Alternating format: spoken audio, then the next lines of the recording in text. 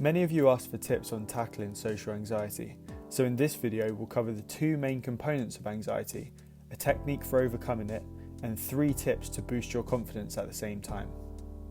Anxiety is made up of 2 main components, the judgment you're placing on yourself and the judgment you're perceiving others to be putting on you. The first step is to recognise that whatever you're feeling is not wrong. Judging yourself increases anxiety, and you become more anxious when you tell yourself you shouldn't feel this way. Instead, be grateful for the signal your body is sending you and get curious about what's triggering it. It's likely just misinformed. Secondly, recognise that worrying about what others think of you is a complete waste of time. This doesn't mean disregard people's feelings, but it does mean that sometimes you have to tell yourself, I don't care what they think of me, I'm working on myself right now. Now, for the technique. For social anxiety, we'll be using systematic desensitization. For this, you'll need to grab a pen and paper, so go do that now and come back to me. At the bottom of the page, I need you to write down your least anxiety-provoking situation, which would be a 0 out of 10 on the anxiety scale. This might be something like sat at home watching TV. Now, as you work up the page, you need to write situations that increase in anxiety for you, slowly working your way up to what a 10 out of 10 would be. Just to help you think, going to the shops with your mum might be a 4 out of 10 as you've got someone with you, but going to the shops alone could be a 10 out of 10. What we want to do is pick a situation ideally just outside of your comfort zone, as this is the optimal place for learning, with one foot grounded in security and the other in the unknown. When anxiety initially hits, it creates the urge for us to escape the situation.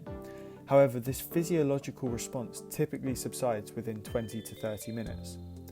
During this time, there's a few things you can do that will really help boost your confidence. The first tip is to stand upright with your head high and your shoulders back.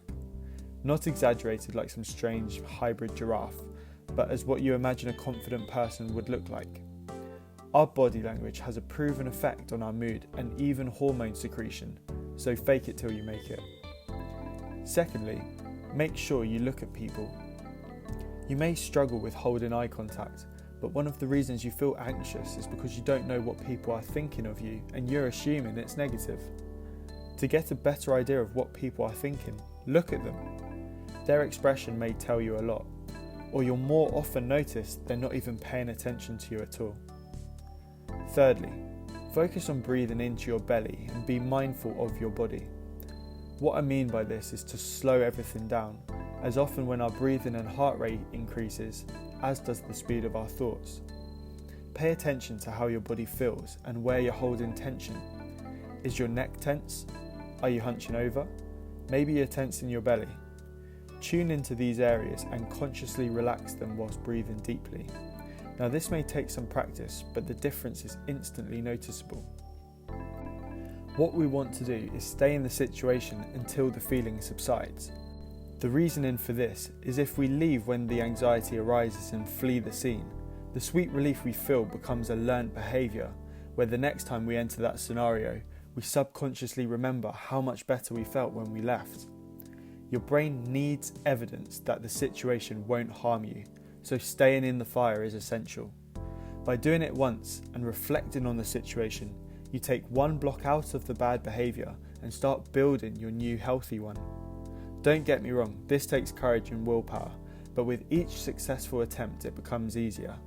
And don't you deserve to feel better? I hope you enjoyed the video.